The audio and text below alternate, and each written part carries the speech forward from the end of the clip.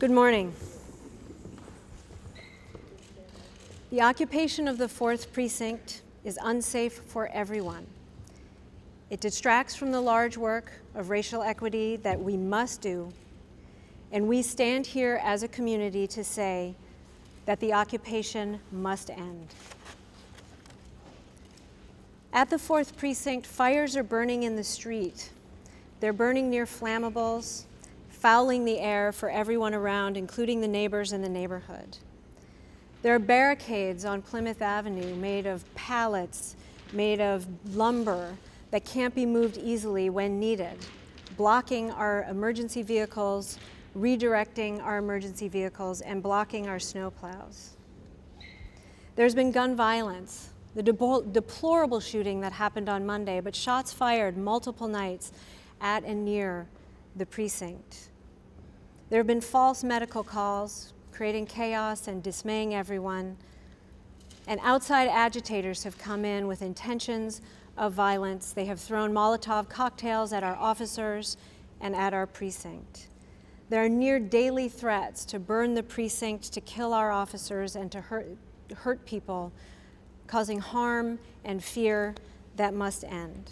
Everyone, protesters, neighbors, community residents, officers, everyone is at risk at the 4th Precinct. I and others have tried many avenues. The lines of communication have been open. The conversations have been significant. And I am here to say again, I am still open. The door is still open. My ear is still willing to hear. I am still willing to talk with any of the protesters who care to come to the table. Those conversations have not yielded the result that we need, which is the end of the occupation of the 4th Precinct. There are values at stake here. I share them, and we all share them. Values of racial equity, values of racial justice. Before this event happened, before the protests began, we were working with the community already on many of the initiatives that other cities have had to ask for, that other cities have had to start. We are part of the national initiative for building community trust and justice. We are well into the process of having body cameras on all of our officers. In the budget that I have proposed for 2016, there are many ways to address issues of police-community relationships and racial equity in the city of Minneapolis. Municipal criminal justice reform, workforce programs, work with youth, and work with folks who need to get on a new and different path. Even so, there have been additional demands made and additional demands met from the community. Immediately after the shooting, we asked for and got an independent investigation, and within a day responded to the community request for an independent federal investigation, which is underway. We have released the names and the service records of the officers involved. We have gotten culturally appropriate grief counseling for witnesses, for community members, and for the family. Governor Dayton himself has called for an investigation of any civil rights issues that have occurred in the first week of protests, and he has said he will call a special session of the legislature to talk about these issues. Many people have done a great deal to be responsive to the requests and the demands that are on the table. Even so, we know there's more to be done. We know that the work of creating racial equity, of creating the strongest possible police-community relationships is not done, and that there's a great deal of work to do. These community members and I, and so many others from around the neighborhood and the city, are standing together. We are committing ourselves to doing the hard work of systemic change for racial justice and equity. I renew my pledge to work every day to create one Minneapolis, to continue the work that I have done, that the city has done, at the city and in partnership with the community, to make sure that we have the best city possible for every single person in the city. All of that needs our attention and needs our care.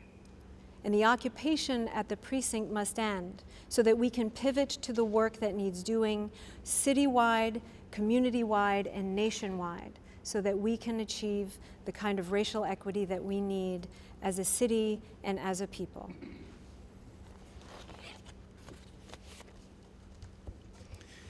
Hello, everybody. My name is Keith Ellison, and when Jamar Clark was shot and killed by Minneapolis police officers, it took place within the context of a number of other shootings that took place around the country, and quite frankly, a history right here in our own Twin Cities of very difficult, tumultuous relationships between police and community. I myself have worked on this issue. My dear friend Jeff Hassan and I have actually sought redress for families and survivors through the court system. All of us know this is a serious problem. So when it first happened and there was some protesting, I thought it was disruptive. I thought it was healthy, and it was within the context of our First Amendment tradition of citizen action trying to redress grievances. But then we started having problems, shootings outside, 5 people having been shot. We had the funeral in which the family of Jamar Clark said, look, it's time for us to move on and deal with these other systemic problems. I have people calling my office, which is on the very block that this encampment is taking place, telling me that they're worried that EMS traffic cannot get through. What if someone needed an emergency medical vehicle? There is a high-rise with a lot of seniors who live right there across the street. There's elevated smoke from the fires that keep going on, which is impacting a neighborhood which already has poor air quality, and the problems are there. Now, I believe these are unintended. I believe that the people protesting, their purpose and their intent is to raise the issue of police brutality, police accountability. That's what their goal is. But the unintended effect is that Northsiders can't use their main thoroughfare, Plymouth Avenue. The unintended effect is that emergency vehicle traffic can't go through. The bus cannot go through. There's a lot of transit-dependent people right in that neighborhood. The unintended effect is that domestic terrorists are coming to the protest to start trouble. The unintended effects are pretty numerous. And so while I say your goal, I believe, is legitimate, justice for Jamar, which in my opinion means a fair, independent investigation, the byproduct of that goal are having very negative impacts on people in the neighborhood. And by the way, I live in the neighborhood. That is my neighborhood.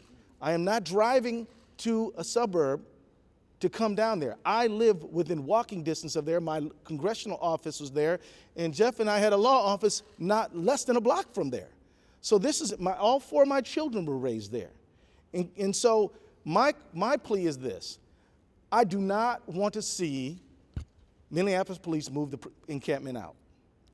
But what alternative do we have if the protesters will not voluntarily move? And I have talked with a number of people, including, all of them, about what is the pathway for you to evolve this protest beyond the encampment? What is the process? We know that this case is going to be presented to the grand jury. I personally believe that grand juries have historically been used to dispense of these officer-involved shootings. Eric Garner, Jamar Clark, Tycel Nelson, and I'm concerned about that. But that decision is not going to be made at the 4th Precinct. That's going to be made downtown. So the real nut of justice for Jamar is not taking over North Minneapolis and occupying the street that way. My plea is to minimize the negative impact on the neighbors. If you're protesting to stand up for North Minneapolis, then please follow the Hippocratic Oath and do no harm. There is harm. Avoid it. And please understand that this effort, which started out so righteous, is beginning to have a negative impact on the neighbors. And I ask that with humility, and I ask that fully committed to the goals articulated. And as I wrap up, I will say there has been much success here. The mayor asked for an independent investigation. I asked for an independent investigation. We got one. There is an independent state investigation. The officers' names have been released. There have been a number of things that have happened moving forward. The governor has gotten involved and pledged to help move forward an agenda to help promote equity and address some of the very serious disparities in our state. The protesters, if their effort was to bring attention to an appalling condition, they have done that, and I applaud them for it. Now it's time to evolve this beyond the encampment for the sake of the people we say we're trying to help. First of those, Jamar Clark's family, which has asked for this to end. Second of all, the neighborhood and the community. Thank you.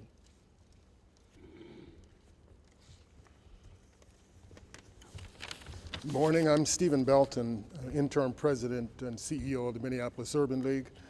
I'm here as a resident of this neighborhood. And as a resident, I mean that the Minneapolis Urban League offices are less than a block away from where the encampment, where the occupation is taking place. We have a vested interest in this community. And we are here today to support the right to peaceably assemble, to support the right to demonstrate. And we support the specific and broad objectives of the demonstrations that have taken place, which are justice for Jamar Clark and an end to the unwarranted police misconduct. We support those objectives. I want to be clear that we support demonstrations, the First Amendment right. And I want to be clear also that this is really not about the protest. It's about the occupation. The occupation has to end. The people who intended and began, as Keith so articulately pointed out, with good intentions are harming the community and the people that they intended to serve.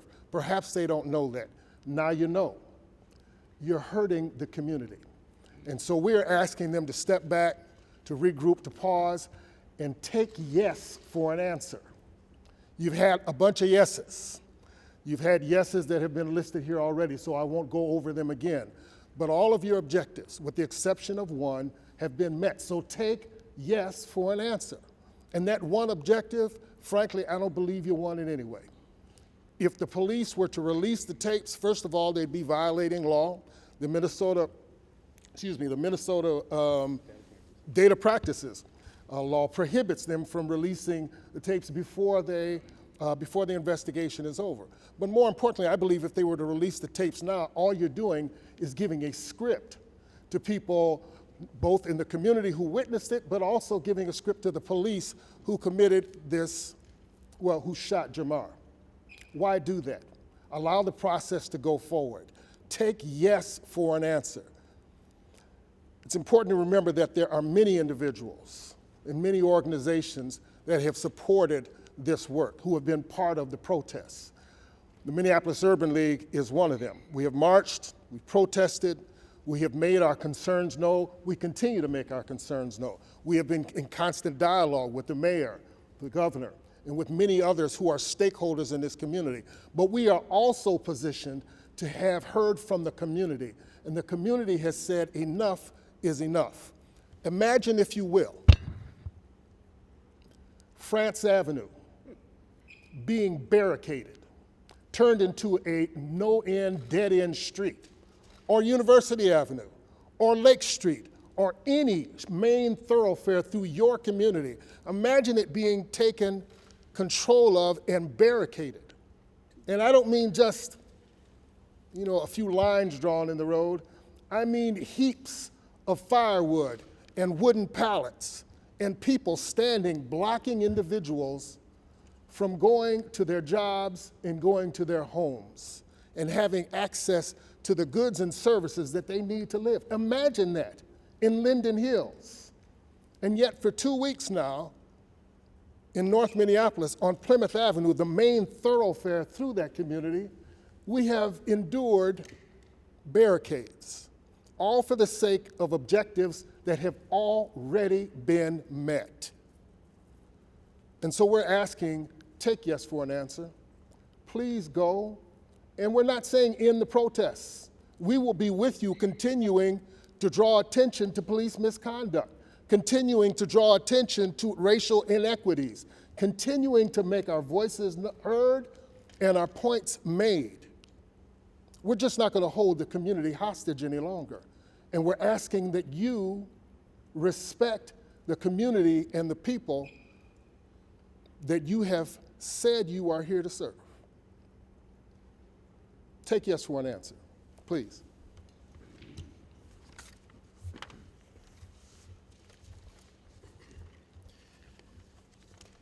I'm Alfred Babington Johnson, a homeowner in North Minneapolis since 1984 and a child of the civil rights movement. I spent time in Keysville, Georgia in the late 1960s being trained by Medgar Evers and Ruby Hurley, marched, went to jail, and sang freedom songs in Knoxville, Tennessee, and tried with others to quell the riots in Washington, D.C. after the assassination of Martin Luther King, Jr. I have no greater hero in the movement than former Congressman Perrin Mitchell. His motto was, "Aluta continua." Translation, the struggle continues. This is a truth for African American people. The quest for true freedom and equitable access to resources didn't begin yesterday and is not to be concluded today. The struggle and our commitment to that struggle continues. The struggle has a purpose, and every protest must have a point. And each protest must be a part of a greater plan if we're ever to accomplish the victory that my people and our society need. The untimely death of Jamar Clark at the hands of Minneapolis police officers is an event that has focused our efforts and helped to sharpen our ideas and has produced protests of various kinds that have concluded many facets of our community, young and mature, male and female, black, native and white, Black Lives Matter, the clergy, our legacy organizations like the Urban League, and many citizens of our community without specific affiliations, but with intense concern and commitment to the struggle for our people. Folks who want an end to the outrageous string of deaths at the hands of public officials and an end to far too many deaths occurring in violence within our neighborhoods. We stand today with a renewed dedication to the struggle, and we stand here today also with the responsibility to embrace the energy and courage of all who want to advance the effort, and with the responsibility to offer wisdom to all who are open to receive wisdom. I experienced a time in the 60s and 70s when frustration over injustice became riots and destruction. The carnage focused attention, but what we realized was that the destruction was of our own communities. Our grocery stores and small businesses were burned. Our local residents were deprived of services, and the devastation lingered for decades as we watched progress in communities surrounding our people, while our folk languished and endured lengthier rides on fewer buses to get to needed services. The struggle has purpose, and the protests must have a point. The demands we made in unity after the death of Jamar Clark have been responded to with a federal investigation, release of the name of the officers involved, grief counseling for the family. The mayor and the governor have joined our voices in seeking the release of the videos at the earliest point that would not damage the investigation. Our specific protest has borne good fruit, but the struggle continues. The protest has a point, and the struggle has to have good plans to effect success. We need to embrace the victory our current protest has achieved, recognize the danger and discomfort we've inflicted on our own neighborhood and the services to our people that have been choked off, and we need to move forward with new goals and new tactics. We suggest that our attention must shift from the 4th Precinct to City Hall and the state capitol. We ask the mayor to accelerate the plans for dash cameras and body cameras for police. We ask the mayor and the city council create incentives to residency in the city of Minneapolis for new hires to the force. And we ask that the communities be provided with a voice in respect to the officers that are sent into our neighborhoods. That's right. We ask the governor and the state legislature to enact legislation empowering cities to implement residency requirements for police. And we ask that the special session being considered embrace a consideration of economic justice for the African American community. We also ask that those well-intentioned and committed servants, white and black, young and mature, male and female, that are now occupying the 4th Precinct, join our laser-focused turn to the seats of power and to move for change. Some good souls are so wedded to the geography of the precinct.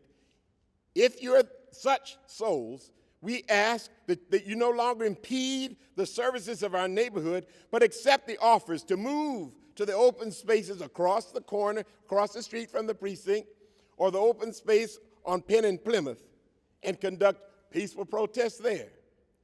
To those who've attached themselves to the protests that are flying the flags of anarchy, we ask that they pursue their own agenda without corrupting the legitimate pursuit of our people for justice and access.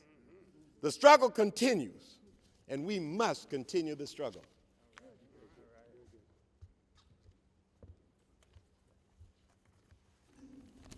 My name is Cora McCorvey. I'm the Executive Director of the Minneapolis Public Housing Authority. First, I want to express my deepest and profound sympathy to the family of Jamar Clark for their loss. You see, I am a parent of a black young man. I am a grandmother to 6 black grandsons, and I'm very aware of the concerns of the Clark family and for those folks that are protesting and calling for action in North Minneapolis. That is why I'm here. I'm here to ask for help. Just down the street from the 4th Precinct is an 84-unit public housing senior facility where some very vulnerable and very low-income residents live and call home.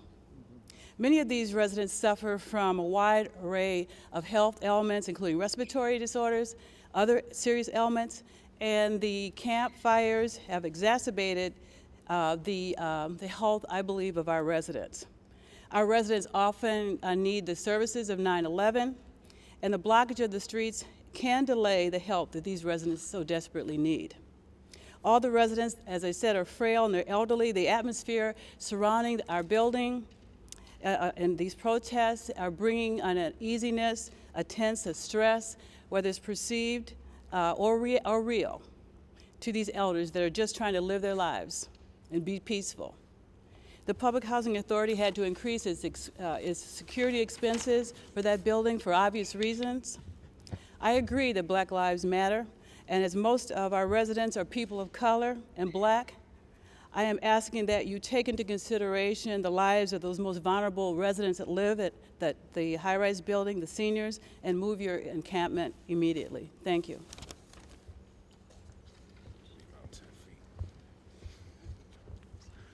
How's everybody doing today? My name is Trey Hearn Pollard, and I came aboard with this. I have a nonprofit called We Push for Peace, and for some odd reason, it's this myth in the community that it's a bridge between our elders and our officials versus the youth.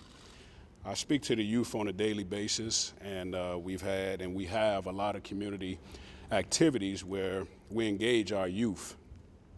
So when this happened to Jamar, we sat down with the family, and one of the first things the family stated to us was that they didn't want his death to be in vain. They wanted his death to mean something. So I'm going to speak directly to the youth. In regards to this protest, you can't tell me that it's justice for Jamal by spray painting on a police station. You can't tell me that barricading Plymouth Avenue and denying access for our elders to get on the bus to go do their little grocery shopping or to get out and have a little fresh air is justice for Jamal. You can't tell me that by cutting off Plymouth Avenue and not having access to Turning Point, which is one of the most successful treatment facilities in the state of Minnesota, is justice for Jamal. I speak to my youth, and I'm going to say this. These are our elected officials. This is who we hold accountable for some of the things that are unjustly done in our community. So this is how we repay him. We repay him by making sure that we are registered voters. All right. We repay him by making sure we're not walking down the street with our pants hanging to our ankles. We repay him by not looking at each other like a disease and actually speaking to each other when we see each other. We repay him by going to school, respecting our teachers, getting the education that's so providedly for us. That's how we repay him. I was out there last night and a truck pulled up and put a damn basketball court in the street. A basketball court, and said this was on our list. What list? That's not justice for Jamal, period. That barricade needs to move. And I hope you hear what we're saying to you guys. If we want justice for him, let's do it exactly the way I said.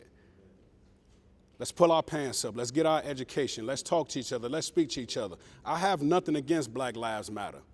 But when we make a statement like that out of our mouth, we got to be cautious in what we're saying when we say Black Lives Matter. Do we want our lives to matter more to somebody else? Because what we display amongst each other, it don't matter to us. It's got to matter to us first in order for it to matter to anybody else. It's time for us to stand up and be accountable for the bad choices and decisions that we chose to make in our life. We can't blame nobody else. Everybody in here has played a part of some kind of basketball team, soccer, I don't care what it is. And one of the things you've always heard was, once that team was assembled, they wanted to weed out the bad seeds. That's what they wanted to do. Because one bad seed can spoil it for the whole bunch. My message today is simple. What happened to Jamal is unjust, and we should protest when something is unjustly done to us as a community. But when do we start protesting each other? Because we are unjustly treating each other more than anybody else.